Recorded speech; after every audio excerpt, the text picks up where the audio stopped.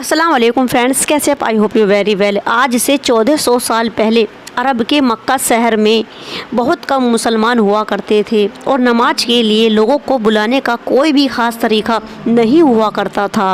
और फिर धीरे धीरे मुसलमानों की तादाद बढ़ने लगी। फिर इस बात की ज़रूरत महसूस होने लगी कि लोगों को नमाज के लिए किस तरह से बुलाया जाए और नमाज का क्या टाइमिंग होगा। फिर अल्लाह के रसूल सल्लल्लाहु ताला अलैहि वसल्लम ने जब अपने साथियों और सहाबाओं से इस बारे में बात की, भी ने अपनी अपनी राय दी। किसी ने कहा कि झंडे को बुलंद किया जाए, तो किसी ने कहा कि ऊंची आवाज़ पर एक भोपू बजाया जाए, और किसी ने कहा कि घंटियाँ बजाई जाएं। लेकिन अल्लाह के रसूल सल्लल्लाहु ताला अलैहि वसल्लम को इनमें से कोई भी तरीका पसंद नहीं आया। एक रिवायत में आता है कि उस रात एक अंसारी सहाबी हजरत अब्दुल्ला बिन ज़ैद ने सपने में देखा कि किसी ने उन्हें अजान के अहकामात को सिखाया है, और वो सुबह सवेरे हजरत मोहम्मद मुस्तफ़ा सल्लल्लाहु ताला अलैहि वसल्लम की खिदमत में हाजिर हुए और अपने सपने को बताया। और अल्लाह के रसूल सल्लल्लाहु ताला अलैहि वसल्लम ने इस सपने को पसंद फरमाया और इस सपने को अल्लाह की तरफ से सच्चा बताया।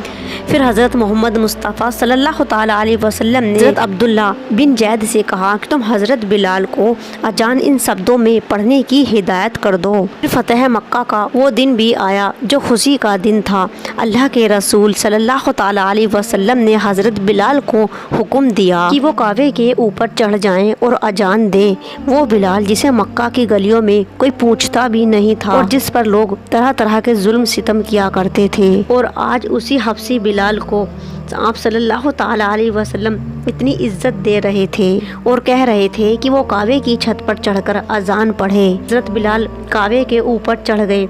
अगर कोई अजान देता है तो वो काबे की तरफ को मुंह करता है और अजान देता है, और अगर कोई काबे के ऊपर ही चढ़ जाए तो वो अपना रुख अब किस तरफ करेगा। अब हज़रत बिलाल सोच रहे थे कि वो अपना मुंह किस तरफ करें। फिर हज़रत बिलाल ने देखा कि अल्लाह के नबी सल्लल्लाहु ताला अलैहि वसल्लम काबे का तवाफ कर रहे हैं। हज़रत बिलाल रज़ी अल्लाह ताला अन्हा ने अल्लाह के नबी की तरफ अपना मुंह किया और अजान देनी शुरू कर दी। अल्लाह के नबी जिस साइड भी जाते हज़रत बिलाल अपना मुँह उसी तरफ कर रहे थे।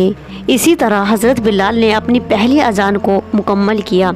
ये देखकर हज़रत बिलाल से किसी ने पूछा कि ए बिलाल, तुमने अल्लाह के नबी सल्लल्लाहु ताला अलैहि वसल्लम को पहली मर्तबा कब और कैसे देखा? इस पर हज़रत बिलाल रज़ी अल्लाह ताला अन्हा ने कहा कि मैं मक्का के लोगों को बहुत कम जानता था, क्योंकि गुलामों को इंसान ही नहीं समझा जाता था और जुल्म सितम गुलामों पर बेहद किया जाता था, और मुझ जैसे गुलाम से बहुत काम लिया जाता था। इसलिए मुझे वक्त ही नहीं मिलता था कि मैं बाहर जाके लोगों से मिलता।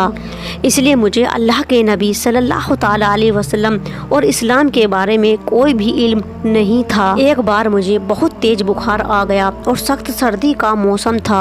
इंतहाई सर्दी और बुखार ने मुझे जकड़ कर रखा हुआ था और मैं एक चादर ओढ़कर लेटा हुआ था। तभी मेरे मालिक ने देखा कि मैं जो पीस रहा हूँ कि नहीं। जब मेरे मालिक ने मुझे लेटा हुआ देखा तो वो आग बबूला हो गया और मेरे ऊपर से चादर को खींचकर फेंक दिया और सजा के तौर पर मेरा कुर्ता भी उतार दिया गया और खुले एक सहन में मुझे दरवाजे के पास बिठा दिया और ये कहकर चला गया कि सारी रात यहीं बैठकर जो पीसते रहो। अब सख्त जाड़े की रात और बुखार भी बहुत तेज़ था और मैं रोता जा रहा था और जो पीसता जा रहा था। कुछ देर के बाद किसी ने दरवाजे पर दस्तक दी।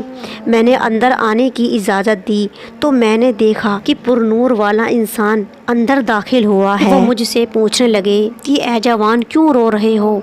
तो मैंने कहा कि ये पूछने वाले तो बहुत आते हैं पर मदद करने वाला कोई नहीं आता। उस वक्त मैंने अल्लाह के नबी को काफ़ी सख्त जुमले सुना दिए थे। फिर अल्लाह के नबी मेरी बातों को सुनकर चल दिए। मैंने ये देखकर कहा कि मैंने कहा था ना कि पूछने वाले तो सभी आते हैं पर मदद करने वाला कोई नहीं आता। फिर भी अल्लाह के नबी ये सुनकर चले जाते हैं। और ये देखकर हज़रत बिलाल रज़ी अल्लाह ताला अन्हा कहते हैं कि मेरे दिल में जो हल्की सी उम्मीद जागी थी कि शायद ये मेरी میری مدد کریں گے۔ اب وہ بھی وہاں سے چلے گئے تھے۔ مجھے اب کہاں پتا تھا کہ میرا واسطہ جس شخص سے پڑا ہے وہ رحمت للعالمین ہے۔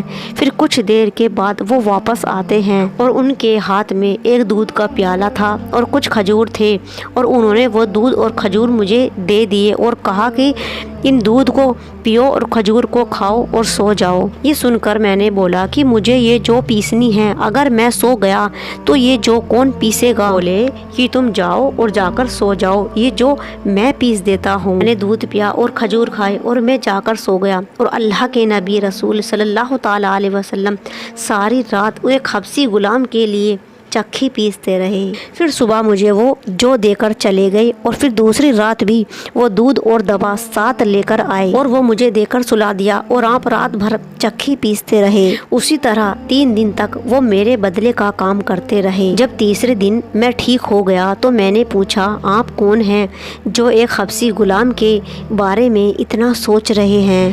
یہ سن کر وہ بولے کہ میرا نام محمد ہے، میں اللہ کا نبی ہوں۔ یہ سن کر میں نے بولا تو آپ مجھے بھی اپنا کلمہ پڑھا دیجئے۔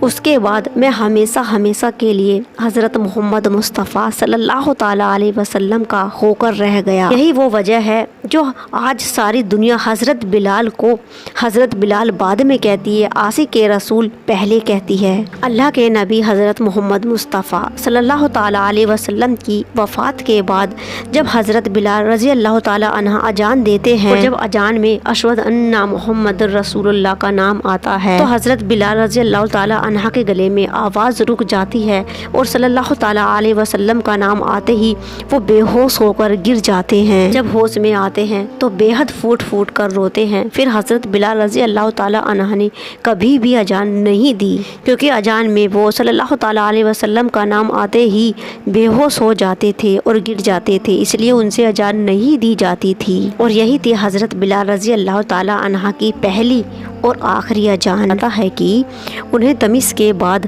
الشاگر قبرستان میں دفن کیا گیا، اور مکہ شہر میں حضرت بلال کے نام سے ایک مسجد ہے جو بے حد خوبصورت ہے۔ مکہ میں آج ایک مارکیٹ ہے جس کو بلال مارکیٹ کے نام سے جانا جاتا ہے۔ تو یہ تھے حضرت محمد مصطفیٰ صلی اللہ تعالیٰ علیہ وسلم کے سچے عاشق اور غلام کا مرتبہ آج دین میں اور دنیا میں روشن ہے، صرف صلی اللہ تعالیٰ علیہ وسلم کی سچی محبت کرنے کے بعد۔ اور اللہ پاک سے دعا ہے کہ اللہ پاک ہمارے بھی دلوں میں حضرت محمد مصطفیٰ صلی اللہ تعالیٰ علیہ وسلم کی سچی محبت ڈال دے، آمین۔